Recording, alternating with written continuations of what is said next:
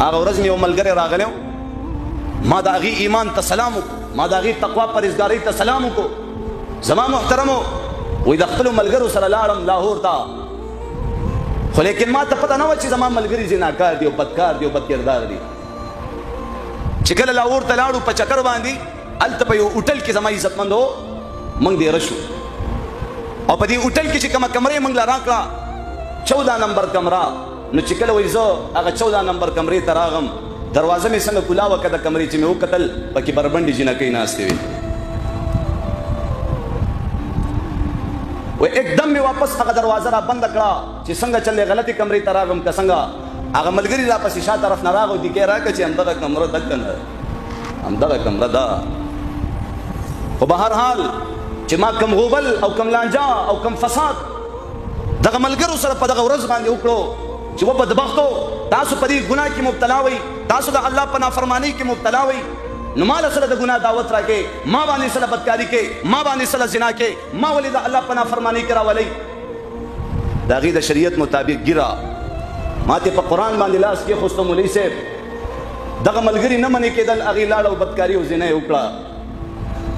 خو لیکن بیا خو ملګري خو ملګري دي که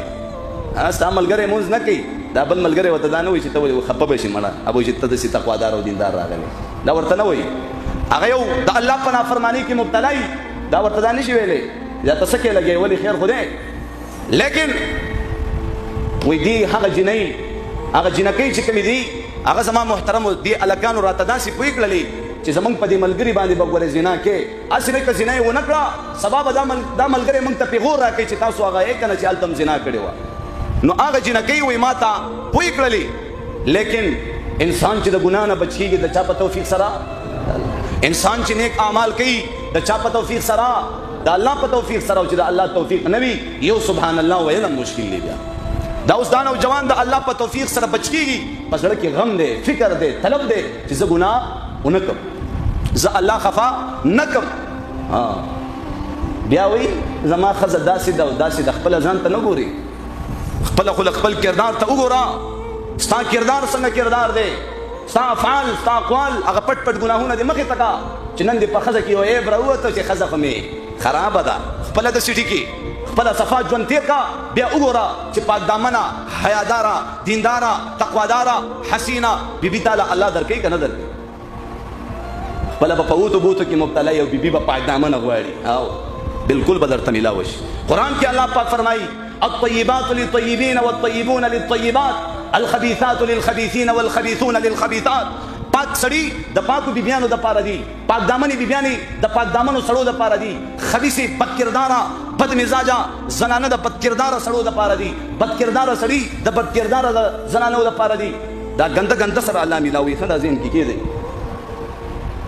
زما خبرې صفا خبرې ته صفا ژوند تېر کا، وګوره چې الله تعالی پاک دامنه ښځه پاک دامن بچي درکوي که نه درکوي.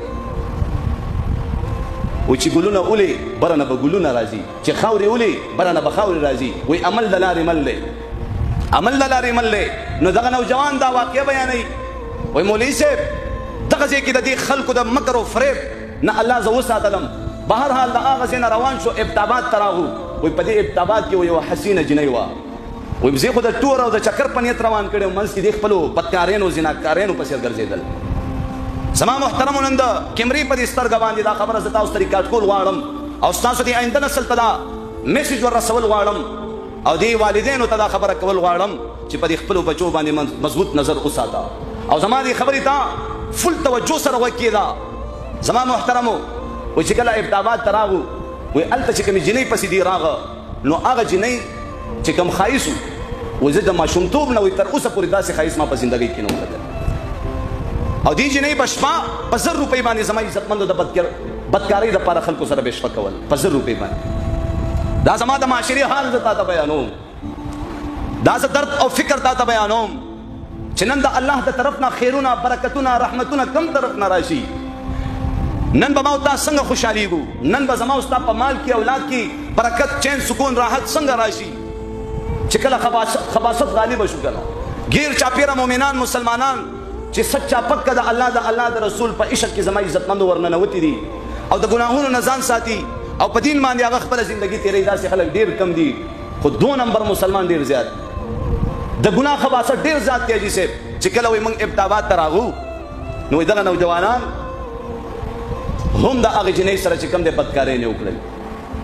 چې کمی پیسې د هغه تور د پاره او د چکر د پاره او د کرایي د پاره وي دوی سره وي هغه ټولې په بدکارۍ نه باندې ختمې کړل وي بیا هغه جنۍ دومره علم سوله او دومره یې پوه کړله او دومره یې زما عزتمندو ما ته د چاند د خورولو دپاره پوه کړله چې ګورې په دې نوجوان به ګورې خامخا زنا کې اجنۍ ته یې ویلې دا به موږ له ټول عمر دپاره پیغور راکوي زما محترمو دې نوجوان ما ته ویلي و چې کله هغه جنۍ ما له راغله او زه یې لاس ته ونیولم او راښکلم یې واورې ښه وایي راښکلم یې او د ګناه د کولو دعوت یې راکولو او ما ته یې ویلې چې ښه نه ښه بزرګان راغلي دي او زما حسن ته ټینګ شوي نه دي او بدکاري کړې ده علما یې یاد کړه قاریان حافظان یې یاد کړه او ما وایي د الله په فضل سره چې کوم دی د بدکارۍ نه ځان وساتلو نو هغه جنۍ زما د دې اعمالو نه زما د دې تقوا پرهیزګارۍ نه دومره متاثره شوله چې په زندګۍ کې دا پیله نوجوان ګورم چې هغې د الله د نافرمانۍ نه ځان دومره منع کړی دی او ځان یې دومره مضبوط کړی دی لیکن هغې ګناه ونه کړه ګناه ته نږدې م لا نړو زنا ته نږدې م لا نړو الله قرآن کې فرمایي ولا تقربوا الزنا زنا ته نږدې کېږم کول هغه لرې خبره ده وایي تا زنا ته نږدې کېږم نو هغه جنۍ ورته قسم وخوړو ورته وایي اوسه پورې چې څه مانه شوي دي هغه شوي دي خو زه توبه وباسم او ستا په لاس سره به توبه وباسم ستا په لاس سره به زه دا غلط افعال او اقوال او دا بد کردار پرېږدمه